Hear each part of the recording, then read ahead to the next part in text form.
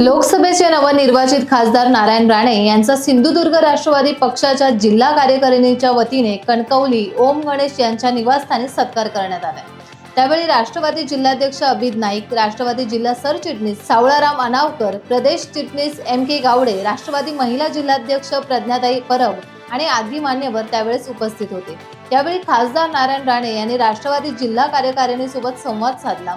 सर्वांची विकास कामे आपण पूर्ण करू असे त्यांनी यावेळेस सांगितले। एक राज्य एक गणवेश असा संकल्प राज्य शासनाने केला असला तरी त्याची अंमलबजावणी मात्र अद्याप झालेली नाहीये। एकीकडे शाळा सुरू झाल्या असून इयत्ता 4थी पर्यंत शाळा 9 वाजता भरवण्याच्या आदेशाची अंमलबजावणी झाली आहे, तर शाळेच्या गणवेशासाठी विद्यार्थ्यांना जुलै महिन्यापर्यंत प्रतीक्षा करावी लागणार आहे। सासोली वाघमळा येथे वीज महावितरण मंडळाने बसवलेल्या ट्रान्सफॉर्मर म्हणजेच डीपी बॉक्समुळे अपघाताची शक्यता निर्माण झाली आहे। डीपी बॉक्स गंजून गेला असून उघड्या असलेल्या केबल्समुळे तेथून ये-जा करणाऱ्या लोकांना, शेतकऱ्यांना अपघाताची परिस्थिती आता निर्माण झाली आहे। त्यामुळे दोडामार्ग वीज महावितरण अधिकारी यांनी तातडीने दखल घेऊन हा ट्रान्सफॉर्मर डीपी बॉक्स नवीन बसवावा अशी मागणी आता स्थानिक ग्रामस्थ यांनी केली। दोडामार्ग तालुक्यात पावसाला सुरुवात झाली असून वादळी वाऱ्यामुळे तुटलेल्या झाडांमुळे वीज वाहिन्यांचं नुकसान होऊन वीज पुरवठा खंडित होण्याचा प्रकार आता वाढला आहे।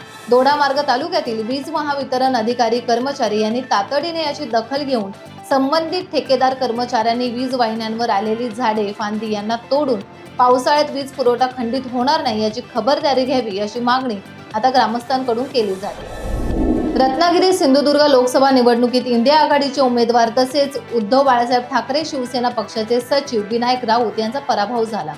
या पराभवानंतर सिंधुदुर्गात शिवसेनेत जोरदार अंतर्गत घडामोडी घडत असून शिवसेनेचे जिल्हा प्रमुख संदेश पारकर यांनी जिल्हा प्रमुख पदाचा राजीनामा पक्षप्रमुख उद्धव ठाकरे यांच्याकडे सादर केल्याने संघटनेत आता खळबळ माजली आहे। विनायक राऊत यांच्या पराभवामुळे कार्यकर्ते बिथरले असून संदेश पारकर यांच्या राजीनाम्यामुळे शिवसेना संघटनेचे मोठे नुकसान होणार आहे।